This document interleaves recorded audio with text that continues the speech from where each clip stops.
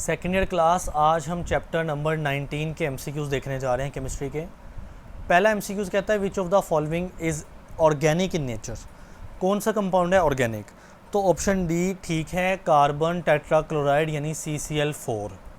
बाकी जो सारे कंपाउंड है ना वो बेटे इनऑर्गेनिक डिक्लेयर किए जा चुके हैं। ओके बेटे, move to the MCQs number 2। कहता है the empirical formula of this compound. ये जो कंपाउंड है ना इसका एम्पिरिकल फार्मूला मैच कर रहा है इन ऑप्शंस में से किसके एम्पिरिकल फार्मूला से। यानी आपने इस कंपाउंड का एम्पिरिकल फार्मूला निकालना है और वो मैच करना चाहिए ऑप्शंस के। एक ऑप्शन आएगा जिसका एम्पिरिकल फार्मूला इसके एम्पिरिकल फार्मूले से मैच करेगा। तो सबसे पहले मालूम करते हैं सवाल में दिए गए कंपाउंड का एम्पिरिकल फार्मूला। तो बेटे इसमें एक कार्बन, दूसरा कार्बन, तीसरा कार्बन और चौथा कार्बन है ना, तो कार्बन हुए 4 यानी C4 हो गया। अब मैं निकालता हूँ हाइड्रोजन।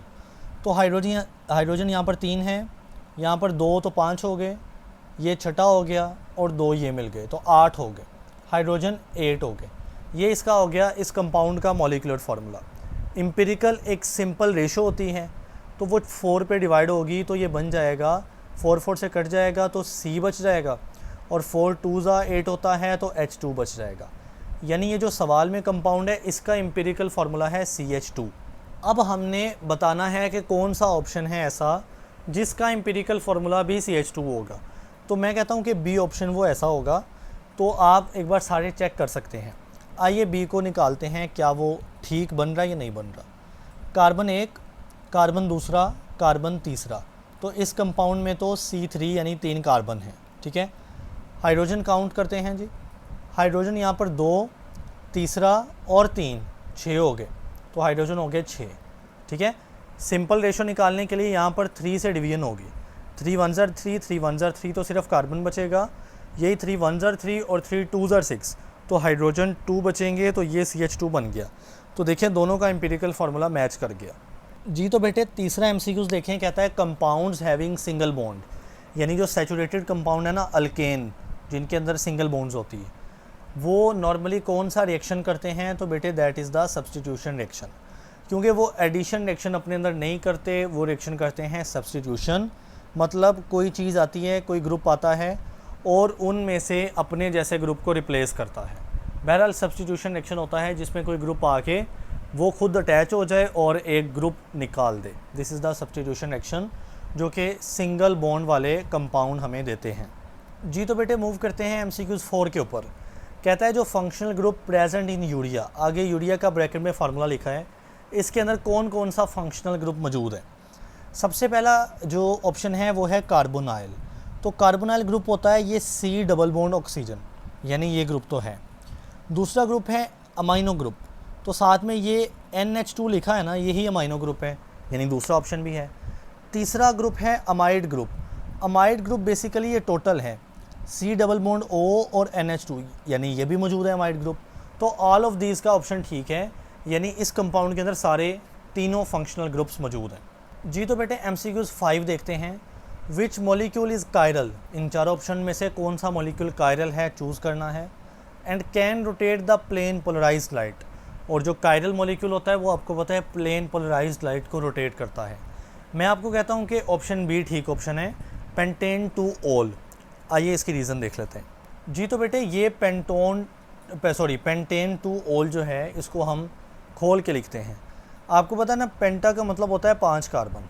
ठीक है, तो 5 कार्बन जोड़ता हूँ मैं और पेंटेन है यानी सारी बॉन्ड्स क्या होंगी, सिंगल बॉन्ड्स मौजूद होंगी। तो 5 कार्बन 1 2 3 4 और 5। कार्बन नंबर 1 इसको कह लेते हैं, कार्बन 2 इसको, 3 इसको, 4 इसको और 5 इसको। 2 के ऊपर क्या लगा होगा, ऑल यानी अल्कोहल OH ग्रुप, तो यहाँ पर लगा है OH ग्रुप। अब पूरे करते हैं हाइड्रोजन। कार्बन 1 जो है इसमें 3 हाइड्रोजन है क्योंकि एक बॉन्ड बना हुआ है ना इसका, तो 3 बचे, 3 हाइड्रोजन लग गए। कार्बन 2 के 1 2 और 3 बॉन्ड बने हैं, एक बाकी है, तो बेटे वो एक हाइड्रोजन मैंने चले इसका खोल के लिख दिया। ये कार्बन स्पेशल है क्योंकि इसके साथ ना OH ग्रुप फंक्शनल लगा हुआ है। बाकी सब पे भी आप हाइड्रोजन पूरे करते जाएं रैंडमली नहीं, तेज़ीली कहना था, तेज़ी से, स्पीडली। बहरहाल अगर आप इसको कार्बन नंबर 2 को देखें ना, तो कार्बन 2 के साथ जो 4 ग्रुप लगे हैं वो टोटली डिफरेंट हैं। इसके साथ एक ग्रुप लगा हुआ है नीचे OH ग्रुप, ऊपर हाइड्रोजन ग्रुप, इधर लगा है CH3 यानी मिथाइल ग्रुप, और इधर लगा हुआ है CH2, ये पूरा ग्रुप है, ठीक है, प्रोपाइल ग्रुप कह लें, 3 कार्बन वाला है। तो आप यूँ नहीं कह सकते ये कार्बन है ये कार्बन तो सेम ग्रुप, नहीं, ये कार्बन का एक ही मॉलिक्यूल है, एक ही ग्रुप है, ये कार्बन का डिफरेंट ग्रुप है। तो चूंकि इस कार्बन 2 के साथ जो लगे हुए चारों ग्रुप्स हैं, चारों स्पीशीज़ हैं, वो डिफरेंट है ना, तो हम बोलेंगे ये जो एटम है ये कायरल एटम है, कार्बन एटम है कायरल। तो ये जो मॉलिक्यूल है this is the chiral molecule, this molecule is the chiral molecule. तो इसलिए मैंने पेंटेन 2 बनाया राइट ऑप्शन। लेकिन अगर बाकी ऑप्शन देखेंगे तो आपको ये सिमेट्री नहीं मिलेगी। ओके बेटा जी, move to the MCQs number 6। कहता है which carbon in this compound, ये सारा कंपाउंड है। देखें इस तरह तो समझ आने वाली नहीं है, मैं इसको खोल के लिखूँगा तो समझ आएगी। बहरहाल इस सब में हमें बताना है कि कौन सा कार्बन जो है वो कायरल है। तो आइए इसको खोलते हैं जी। तो बेटा सबसे पहले मेरे पास है CH3 का ग्रुप, तो CH3 हम इस तरह से लिख लेते हैं, C और साथ में H3 है, ठीक है। उसके बाद ग्रुप है हमारे पास CH का, यानी इसके साथ बॉन्डेड है CH, ठीक। उसके बाद मेरे पास है ब्रैकेट में लिखा है CH3, यानी ये CH3 इस CH के साथ जुड़ा हुआ है, ठीक है। तो CH के साथ जुड़ा है CH3, ओके। उसके बाद बेटा हमारे पास है CH2, तो यहाँ पर लगा होगा CH2, ठीक हो गया यहाँ पर। और उसके बाद लगा हुआ है CH, तो बेटे यहाँ पर हम जोड़ लेते हैं इसके साथ CH का ग्रुप। देन CH के साथ OH लगा है ब्रैकेट के अंदर, इट मीन इसके साथ जुड़ा होगा बेटे OH। और फाइनली जो है वो CH3 जुड़ा है यहाँ पर, तो बेटे इस कार्बन के साथ CH के साथ जुड़ा है CH3। तो ये मैंने ओपन स्ट्रक्चर लिख दिए। अब बेटा हम यहाँ पर ना नंबरिंग करते हैं IUPAC नेम के मुताबिक। आपको पता है जो OH है ना यहाँ पर फंक्शनल ग्रुप है, ठीक है। तो फंक्शनल ग्रुप को कोशिश की जाती है कि लोएस्ट नंबर 2, मसलन अगर आप यहाँ से नंबरिंग शुरू करोगे ना तो कार्बन 1 ये बनेगा, 2 ये बनेगा, 3 ये बनेगा, 4 ये बनेगा। तो OH ग्रुप कार्बन नंबर 4 पे बनेगा, जो कि IUPAC के अकॉर्डिंग गलत है। तो आप कार्बन 1 इसको बोलेंगे, तो कार्बन 2 इस पर बन जाएगा जहाँ पे फंक्शनल ग्रुप है। ये ठीक होता है कि OH ग्रुप वाला जो कार्बन है ना उसको छोटा नंबर दिया जाए। तो उसके बाद वाला कार्बन 3 बोलेंगे, देन 4 बोलेंगे, देन 5 बोलेंगे। अब मैं कार्बन नंबर 2 को ज़रा देखता हूँ। कार्बन 2 जो है उसके साथ एक ग्रुप लगा है हाइड्रोजन, दूसरा लगा है OH, डिफरेंट है, तीसरा है CH3, वो भी डिफरेंट है, और चौथा ग्रुप ये सारा कंसीडर होगा, वो भी डिफरेंट है। तो कार्बन नंबर 2 वो कार्बन है जिस पर लगे हुए चारों के चारों ग्रुप अलग हैं, ऐसा होता है कायरल। तो आपसे पूछा गया कि कार्बन कौन सा कायरल है, तो आंसर इज़ कार्बन 2 कायरल है। ओके बच्चों, move to the MCQs number 7। कहता है in what ways could 2 compounds of molecular formula C2H2Br2, यानी ये मॉलिक्यूलर फार्मूला है और 2 कंपाउंड जो है ना be related to each other, किन तरीक़ों से वो 2 कंपाउंड आपस में रिलेट कर सकते हैं। तो बेटा मेरे पास कंपाउंड है C2H2Br2। पहले मैं 2 डिफरेंट वेज़ के अंदर इसको लिखने का तरीका बताता हूँ।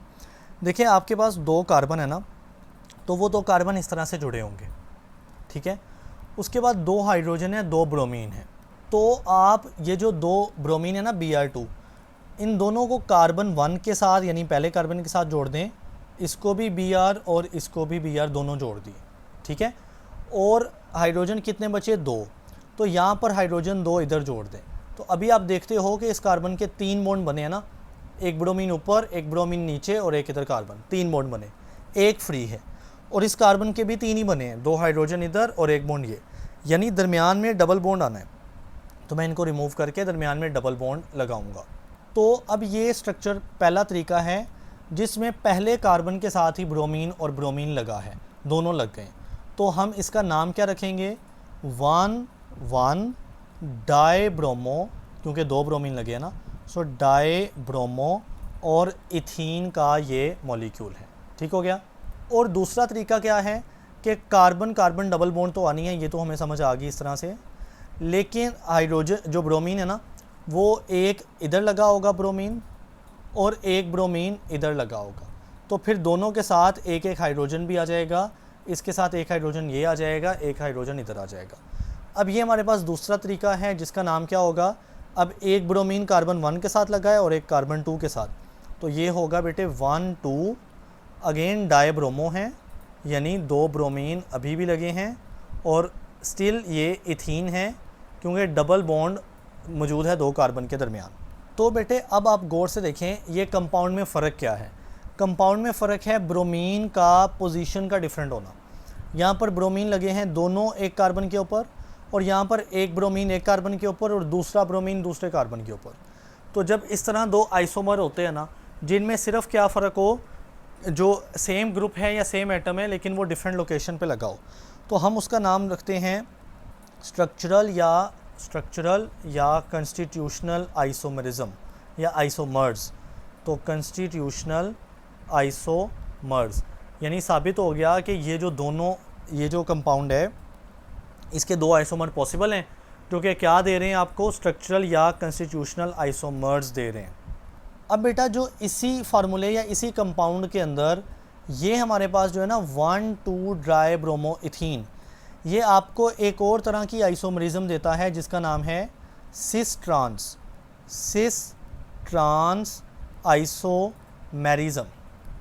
ठीक है, अब वो कैसे पॉसिबल है वो आप रिवाइज करें, मैं बताता हूँ आपको। अब आप देख रहे हो कि ये ब्रोमीन और ब्रोमीन सेम साइड है, यानी डबल बॉन्ड की सेम नीचे वाली साइड के ऊपर ब्रोमीन जुड़े हैं। तो जब सेम ग्रुप सेम साइड पे जुड़े होते हैं ना, तो हम उसको सिस बोलते हैं, यानी इस वक्त ये सिस हालत के अंदर है। लेकिन अगर ऐसा होता कि ये ब्रोमीन हाइड्रोजन के साथ रिप्लेस हो जाता, यानी ब्रोमीन ऊपर चला जाता है ऐसे और हाइड्रोजन नीचे, तो सेम ग्रुप ऑपोजिट साइड पे हो जाते हैं। डबल बॉन्ड है, एक ब्रोमीन नीचे आ जाता है एक ऊपर आ जाता, तो ये होते हैं ट्रांस। तो इसका मतलब ये जो कंपाउंड है ये आपको सिस ट्रांस आइसोमरिज्म भी देता है और स्ट्रक्चरल या कंस्टिट्यूशनल आइसोमरिज्म भी देता है। इट मीन आप लगाएंगे ऑप्शन बी एंड सी, क्योंकि ऑप्शन बी है सिस ट्रांस आइसोमर्स और ऑप्शन सी है कंस्टिट्यूशनल आइसोमर्स। यहाँ पर दोनों फुलफिल हो रहे हैं, तो बी और सी ठीक ऑप्शन है जी। तो बेटे अब मूव करते हैं 8वें एमसीक्यूज़ के ऊपर। Which of the following shows cis trans isomerism. तो सिस ट्रांस आइसोमरिज्म कौन देता है, आंसर इज़ 2 ब्यूटीन।